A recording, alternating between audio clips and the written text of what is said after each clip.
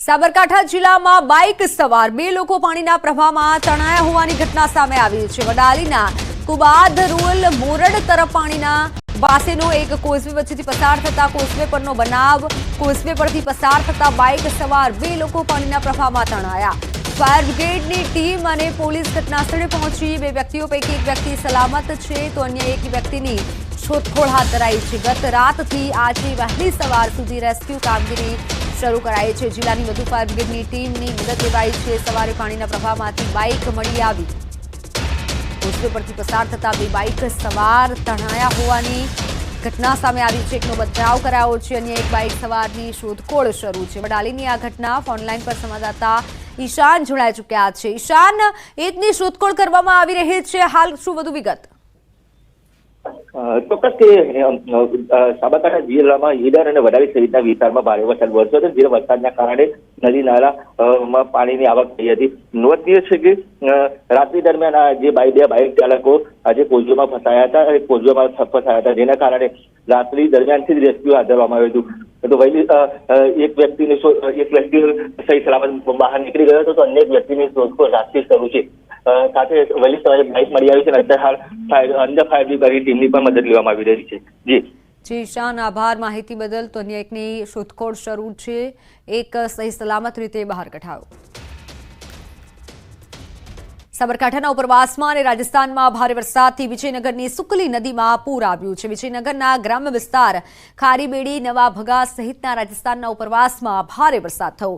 ભારે વરસાદના પગલે સુકલી નદી બંને કાંઠે વહી રહી છે। વિરામ બાદ વરસાદ થતા પૂરની સ્થિતિથી સ્થાનિકો ખેડૂતોમાં ખુશીનો માહોલ જોવા મળ્યો છે। રાજસ્થાનના સાડી, બોકડા, અંબાસા, સડલી, કુકડા સહિતના ગામડાઓમાં ભારે વરસાદી માહોલ જામ્યો છે।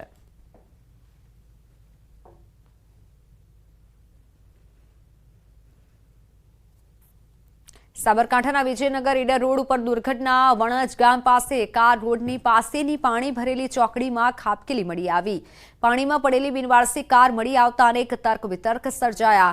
વણજ પાસે આ કાર રાત્રિના સમયે રોડ સાઈડમાં ખાબકી હોવાનું અનુમાન છે। કારમાં કેટલા લોકો હતા અને ક્યાંથી ક્યાં જતા હતા તેની સ્થાનિકોને પણ જાણ છે। પોલીસ તપાસ બાદ ખ્યાલ આવશે કે કારમાં કેટલા લોકો સવાર હતા અને કઈ રીતે આ ઘટના બની। તો સાબરકાંઠામાં ભારે વરસાદના કારણે એક તરફ દુર્ઘટના સર્જાઈ છે તો બે બાઇક સવાર તણાયા હતા, જેમાંથી એકને બચાવી લેવાયો છે, એકની શોધખોળ શરૂ છે। બીજી તરફ સાબરકાંઠામાં સાબડી નદીમાં પૂર આવ્યું છે।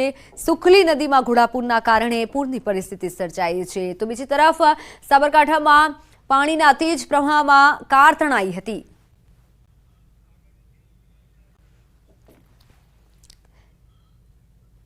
વાત સુરતની। સુરત જિલ્લામાં વરસાદની હેલી યથાવત છે। શહેર સહિત ગ્રામ્ય વિસ્તારમાં પણ વરસાદ થઈ રહ્યો છે। ઉકાઈ ડેમની સપાટી ભયજનક સપાટીથી માત્ર 1 ફૂટ દૂર છે। ડેમમાં પાણીની સતત આવકના પગલે સુરત વિયરકમ કોઝવેની સપાટી 8.29 મીટર છે। કોઝવે હાલ પણ સંપૂર્ણ રીતે ગરકાવ છે। કોઝવેની ભયજનક સપાટી 6 મીટર છે। કોઝવેમાંથી 1.45 લાખ ક્યુસેક પાણીનો ઓવરફ્લો સૂર્યપુત્રી તાપી ફરી બંને કાંઠે વહેતી થઈ છે। સુરત જિલ્લામાં વરસાદની હેલી યથાવત છે। હવામાન વિભાગની આગાહી વચ્ચે સુરત સહિત દક્ષિણ ગુજરાતમાં આજે વહેલી સવારથી વરસાદે ધીરી ગતિએ પોતાની આગમન કર્યું છે। ધીરે ધીરે પોતાની ગતિ વધારી રહ્યો છે। ખાસ કરીને જે પ્રકારે હવામાન વિભાગની આગાહી વચ્ચે વરસાદ શરૂ થતાની સાથે ગરમીથી લોકોને રાહત મળી છે, ત્યારે બીજી બાજુ નવરાત્રિ આયોજકોમાં ચિંતા છે, કારણ કે આયોજનો તો મોટા પ્રમાણમાં કરવામાં આવ્યા છે, પણ જે રીતે વરસાદ વરસી રહ્યો છે તેને લઈને આયોજકોની ચિંતામાં વધારો થયો છે। સતત વરસી રહેલા વરસાદને લઈને જનજીવન પર પણ મોટી અસર થઈ રહી છે, કારણ કે વરસાદ વિદાય લેવાનો સમય છે અને જે રીતે ધીરી ગતિએ શરૂ થયેલો વરસાદ પોતાની ગતિ વધારી રહ્યો છે, જેને લઈને લોકોને ગરમીથી રાહત તો મળી છે, સાથે સાથે દિવસ દરમિયાન કામગીરીમાં પણ લોકોને અડચણ થઈ રહી છે। ત્યારે ચોક્કસ કહી શકાય કે ધરતીપુત્રોમાં આનંદ છે, કારણ કે વરસાદને લઈ તેમનું ડાંગરનું જે ઉત્પાદન દક્ષિણ ગુજરાતમાં થાય છે તેમાં મોટો ફાયદો થાય તેવી શક્યતાઓ દેખાઈ રહી છે। કેમેરામેન ભરત બ્રહ્મભટ્ટ સાથે કીર્તેશ પટેલ, ન્યૂઝ 18 ગુજરાતી, સુરત। તો સરદાર સરોવર ડેમની સપાટી વધી છે। 24 કલાકમાં ડેમની સપાટીમાં 17 સેન્ટીમીટરનો વધારો થયો છે। ડેમની સપાટી 138.44 મીટર પર પહોંચી છે. નર્મદા ડેમની મહત્તમ સપાટી 138.68 મીટર છે. મહત્તમ સપાટીથી માત્ર 24 સેન્ટીમીટર બાકી છે. નર્મદા ડેમના ફરી 10 દરવાજા 1 મીટર ખોલવામાં આવ્યા. નર્મદા, ભરૂચ અને વડોદરાના 42 કાંઠા વિસ્તારમાં આવતા ગામો એલર્ટ પર છે. સરદાર સરોવર ડેમની સપાટીમાં ફરી એકવાર વધારો જોવા મળ્યો છે. તો આ તરફ રાજકોટ જિલ્લાના ઉપલેટાના મોજીરા પાસે આવેલો મોજ ડેમ ફરી એકવાર ઓવરફ્લો થયો. મોજ ડેમના 3 દરવાજા 2 ફૂટ ખોલાયા. જ્યારે ડેમમાં 1944 ક્યુસેક પાણીની આવક સામે એટલી જ નદીમાં જ આવક નોંધાઈ છે. 44 ફૂટની કુલ સપાટી ધરાવતા મોજ ડેમ ઓવરફ્લો થતા તંત્ર દ્વારા હેઠવાસના લોકોને સાવચેત કરાયા છે. મોજ ડેમના હેઠવાસના ઉપલેટા સહિત મોજીરા, ગઢાળા, ખાખી, જાડિયા, સેવંત્રા, નવાપરા, કેરાળા, વાડલા ગામના લોકોને સાવચેત કરાયા છે. ઉપલેટા મોજ નદીના પટમાં અવરજવર ન કરવા તંત્ર દ્વારા સૂચનાઓ આપવામાં આવી છે અને તંત્ર દ્વારા એલર્ટ રહેવા માટે કહેવામાં આવ્યું છે. રાજકોટના ધોરાજીમાં આવેલો ભાદર એક ડેમ ફરી એકવાર ઓવરફ્લો થયો. ડેમ સાઇડ વિસ્તારમાં ભારે વરસાદને લઈને ડેમ સતત ઓવરફ્લો. ડેમ ઓવરફ્લો થતા 5 ગેટ 2.5 ફૂટ ખોલાયા. ડેમના ઉપરવાસથી 17,360 ક્યુસેક પાણીની આવક સામે 17,360 ક્યુસેક પાણીની આવક નોંધાઈ છે. નીચાણવાળા વિસ્તાર ઉપલેટા, કુતિયાણા, માણાવદર, રાણાવાવથી પોરબંદર સુધીના ભાદર નદી કાંઠા વિસ્તારના લોકોને નદીના પટમાં અવરજવર ન કરવા તંત્ર દ્વારા સૂચના આપવામાં આવી. ભાદર 2 ડેમ ઓવરફ્લો થતા ધોરાજી, ઉપલેટા, માણાવદર સહિત 67 ગામને પીવાના પાણીનો અને સિંચાઈનો પ્રશ્ન હલ થયો છે.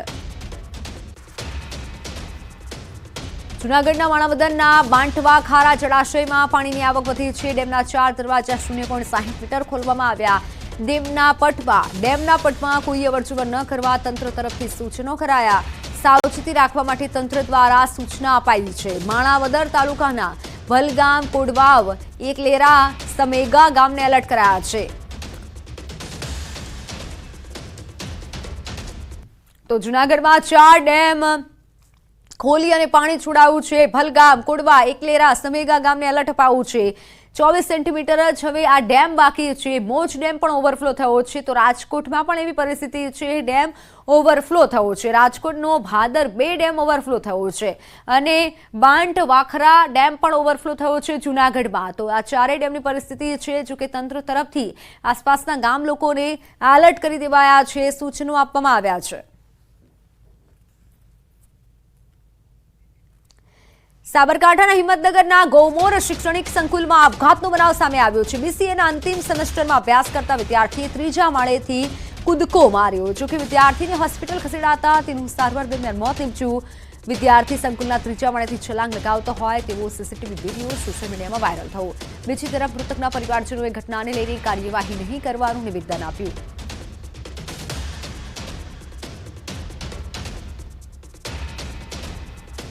ઘટનાના લાઈવ ફૂટેજ સામે આવ્યા છે, જેમાં ગૌમોર શૈક્ષણિક સંકુલમાં આપઘાતનો પ્રયાસ કર્યો.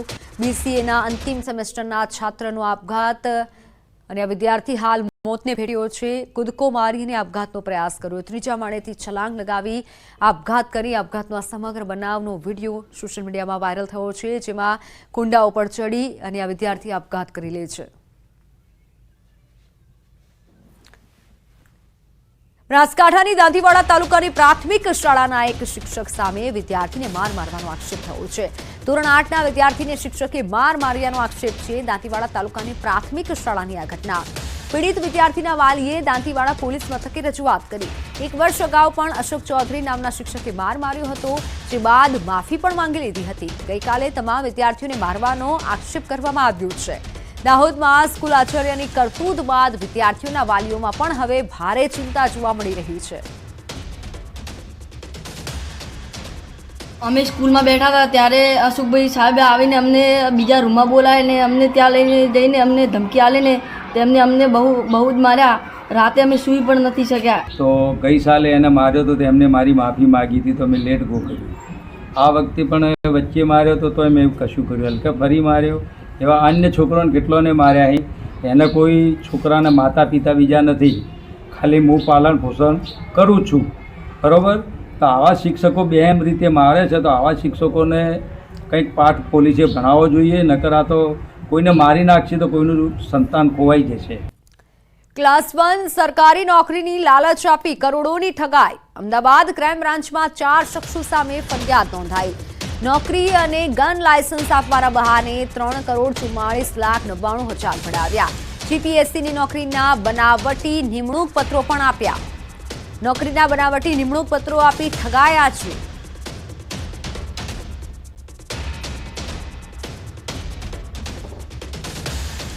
ગીર સોમનાથના વેરાવળ સોમનાથ રોડ પર ગેરકાયદેસર દબાણો દૂર કરવાની કાર્યવાહી કરાઈ. સેન્ટ મેરી સ્કૂલ સામેના વિસ્તારમાં ડિમોલિશન હાથ ધરાયું. દબાણો દૂર કરાતા સમયે નજીકના વિસ્તાર અને મુખ્ય રોડ રસ્તા પર પોલીસે બંધ કરાવ્યા. મોડી રાત્રે આ મેગા ડિમોલિશન હાથ ધરાયું હતું, જેમાં 3 એસપી, 1 આઈજીપી અને 6 ડીવાયએસપી, 50 પીઆઈ, પીએસઆઈ સહિત 1200 પોલીસ કર્મીઓ તૈનાત કરાયા હતા.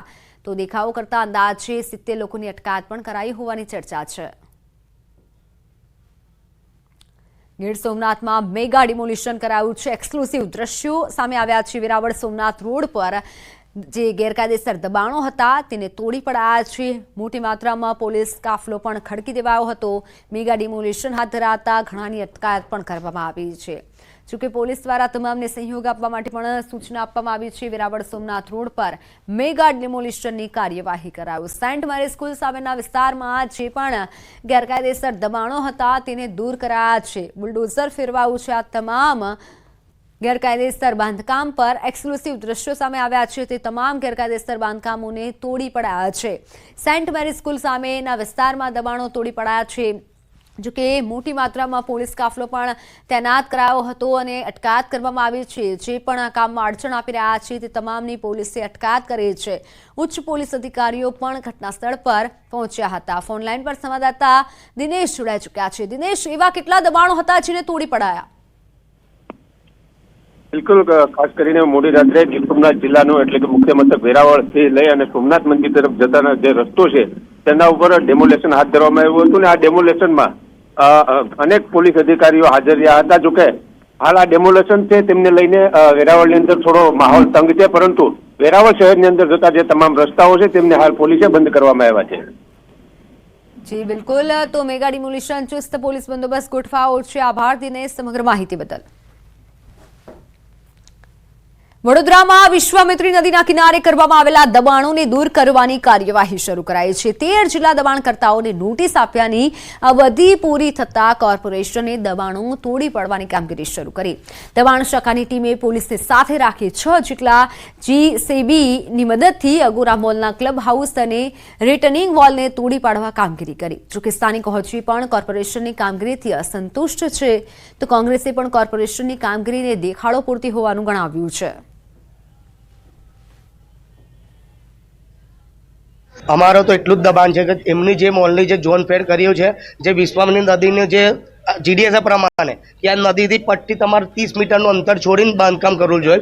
એ બાંધકામ કરેલ છે નહીં, તો તમે એવું છે કે મોલ પણ ગેરકાયદેસર રીતે બાંધકામ કરેલ છે. ટીડીઓ ડિપાર્ટમેન્ટના ડેપ્યુટી ટીડીઓ શ્રી શૈલેષ પ્રજાપતિ સાહેબ અને તેમનો ટીડીઓ ડિપાર્ટમેન્ટનો સ્ટાફ તેમના સીધા માર્ગદર્શન હેઠળ અગોરા મોલમાં આવેલ ક્લબ હાઉસ તેને હાલ દૂર કરવાની કાર્યવાહી ચાલુ છે. તમે ઝૂંપડા કેનાલ પરના ઝૂંપડા સમાના 30 ઝૂંપડાને તમે ગયા મહિને તોડી નાખ્યા. તો કોઈ નોટિસ આપવા ગયા હતા? તમે સીધા તોડી નાખો છો. તમે નેચરલ જસ્ટિસના ગ્રાઉન્ડ પર આને સમય આપ્યો એ બી બહુ મોટી વાત છે. હજી પ્રેમ તો દેખાય જ છે, પણ ના છૂટકે તોડવું પડે છે કેમ કે પ્રજાનો વિરોધ છે. આ દેખાવાની કામગીરી થઈ રહી છે. હકીકતમાં R1 ઝોનમાંથી જે ઝોન ફેર કરી અને આખો અગોરાનો મોલ ઊભો કર્યો છે, આ મોલ જ ગેરકાયદેસર છે. આ મોલ જ તોડી પાડવો જોઈએ. આ જે એન્વાયરમેન્ટને ડેમેજ કર્યું છે એનું એન્વાયરમેન્ટ ડેમેજ કમ્પન્સેશન બિલ્ડર પાસે લેવું જોઈએ, જે લાખો લોકોને પૂરનું પરિસ્થિતિનો સામનો કરવો પડ્યો. આ ડિસિઝન જો 8.5 વર્ષ પહેલાં દિવાલ બનાવવા જ ના દીધી હોત તો સમા વિસ્તારમાં છેલ્લા 4-5 પૂરમાં જે પાણી ભરાયા છે, કદાચ આ પાણી આટલા માત્રામાં ભરાયા જ ના હોત. વડોદરા શહેરમાં પૂરની પરિસ્થિતિ સર્જાઈ, લોકોએ જે છે પોતાનો લાખો કરોડોનું નુકસાન જે છે તે વેઠવાનો વારો આવ્યો. વડોદરા મહાનગરપાલિકાની ટીમ જે છે તે વિવાદાસ્પદ અગોરા મોલ છે તેનું દબાણ દૂર કરી રહી છે, પરંતુ આ દબાણ કેમ દૂર કરવામાં આવી રહ્યું છે તેનું સચોટ જે કારણ છે એ અમે તમને બતાવવા જઈ રહ્યા છે. આ દ્રશ્યો તમે જે જોઈ રહ્યા છો તે સમા વિસ્તારના દ્રશ્યો છે, અને સમા વિસ્તારમાંથી આ જે વિશ્વામિત્રી નદી છે તે પસાર થાય છે. અગોરા મોલનો જો બેફામ બનેલો બિલ્ડર છે તેના દ્વારા આ વિશ્વામિત્રી નદી જે છે તેમાં પુરાણ કરવામાં આવ્યું, અને ત્યારબાદ આ મસ્ત મોટી જે દિવાલ છે તમે જોઈ રહ્યા છો એ દિવાલ ચણી દેવામાં આવી. અને દિવાલ ચણ્યા બાદ બિલ્ડર જે છે પાલિકાને એ હદે ન ગાંઠ્યો કે તેને વિશ્વામિત્રી નદીના કાંઠે ગેરકાયદેસર આખું ક્લબ હાઉસ છે તે બાંધી દીધું. અત્યારે જે પૂરની પરિસ્થિતિ સર્જાઈ હતી ત્યારબાદ નાગરિકોએ પોતાનો રોષ વ્યક્ત કર્યો અને રાજ્ય સરકારે બિલ્ડરો સામે લાલાક કરી ત્યારબાદ વડોદરા મહાનગરપાલિકા જે છે તે પાલિકા હરકતમાં આવી છે અને પાલિકા દ્વારા અત્યારે જે વિવાદાસ્પદ અઘોરા મોલ છે તેના દબાણો જે છે તે દૂર કરવાની પ્રક્રિયા જે છે તે કરવામાં આવી રહી છે.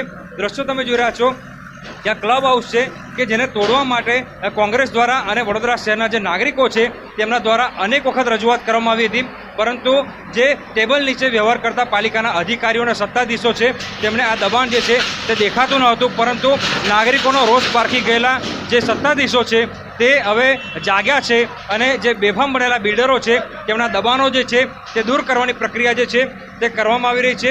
ઉલ્લેખનીય બાબત છે કે વડોદરા મહાનગરપાલિકા દ્વારા એક નોટિસ પાઠવીને જે જુદા જુદા બિલ્ડરો છે કે જેમને ગેરકાયદેસર બાંધકામ કર્યું છે તેમને 72 કલાકનું અલ્ટિમેટમ જે છે તે આપવામાં આવ્યું હતું, પરંતુ આ બિલ્ડરો જે નોટિસ છે તેને પણ ના ગણકારી અને 72 કલાકનું અલ્ટિમેટમ વીતી ગયા બાદ પણ જે પોતાના દબાણો છે તે સ્વેચ્છાએ દૂર ન કર્યા. બિલ્ડરોએ પોતાના દબાણો સ્વેચ્છાએ દૂર ન કર્યા. એના માટે જ વડોદરા મહાનગરપાલિકાની ટીમ જે છે તે હવે હરકતમાં આવી છે અને અઘોરા મોલનું જે ગેરકાયદેસર બાંધકામ હતું તે તોડવાની પ્રક્રિયા જે છે તે આખરે શરૂ કરી દેવામાં આવી છે.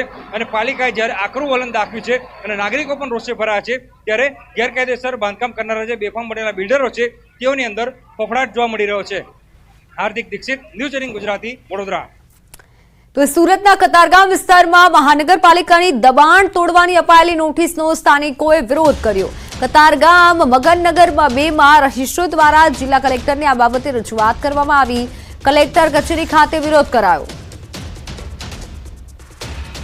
સુરતનો કતારગામ વિસ્તાર અને વિસ્તારમાં આવેલી મગનનગર સોસાયટીના રોડ દબાણમાં આવતા એપાર્ટમેન્ટોને ડિમોલિશનની નોટિસ આપતાની સાથે લોકોમાં આક્રોશ ફેલાઈ જવા પામ્યો છે, કારણ કે વર્ષોથી આ લોકો આ વિસ્તારમાં રહે છે. જ્યારે બાંધકામ થયું ત્યારે તંત્ર ક્યાં હતું તે સમજાતું નથી અને હવે જે પ્રકારે કહી શકાય છે કે જે પ્રકારે ડિમોલિશનના આદેશ કર્યા છે તેને લઈને લોકોમાં આક્રોશ છે. ત્યારે ચોક્કસ આપણે વાત કરવા માંગીશું કેટલીક મહિલાઓ સાથે. બેન, આપનું નામ? જિગીસા રાજેશભાઈ કોઠારી. જિગીસાબેન, મોરચો લઈને આવ્યા છો, શું કારણ? અમારું ડિમોલેશનમાં આવે છે, અમારું મકાન જાય છે એટલે અમે મકાન આપો તમે, એ સિવાય અમે અહીંયાથી હલવાના નથી. ડિમોલેશન કર્યું એ પહેલા 30 વર્ષ પહેલા ખબર નહોતી આ લોકોને કે રોડ ઉપર આવે છે તો આપણે ના વેચીએ. અમે જે વિસ્તારમાં વોર્ડ નંબર 7 મગનનગર વિભાગ 2 ત્યાં ઓલરેડી અત્યારે 40 ફૂટનો રોડ છે. મોટા રોડની કોઈ જરૂર નથી. ત્યાં બધા નાનો 200 ફ્લેટ એમાં ડિમોલેશનમાં આવે છે. 90 જેટલી દુકાનો આવે છે. બધા નાના ધંધા રોજગારવાળા છે, ગરીબ માણસો ત્યાં રહે છે. ત્યાં મ્યુનિસિપાલિટીને કોઈ જરૂર નથી તો બી અમને નોટિસો આપી છે, લીટા મારી ગયા છે કે તમારું તોડી નાખવાનું છે. અને અમારા એક વોર્ડ નંબર 7માં જ પ્રોબ્લેમ છે આખા 34 વોર્ડમાંથી સુરત મહાનગરપાલિકાને. શું અમારો શું વાક છે? બિલકુલ કહી શકાય કે કતારગામના આ 200 થી 400 ફ્લેટ ધારકો છે, 90 કરતાં વધારે દુકાનો છે. એટલે કે જો આ તમામ વસ્તુ ડિમોલિશન કરવામાં આવે તો રહેનારા લોકોને તો તકલીફ પણ છે. નાની નાની દુકાનોમાં રોજગાર છે, તે રોજગારને લઈને તેઓ બેકાર બને, જેને લઈને હવે આ લોકો કલેક્ટર ઓફિસે રજૂઆત કરવા પહોંચ્યા છે. કેમેરામેન ભરત બ્રહ્મભટ્ટ સાથે કીર્તેશ પટેલ, ન્યૂઝ 18 ગુજરાતી, સુરત. તો સમાચારોમાં હાલ સમય થયો છે વિરામનો.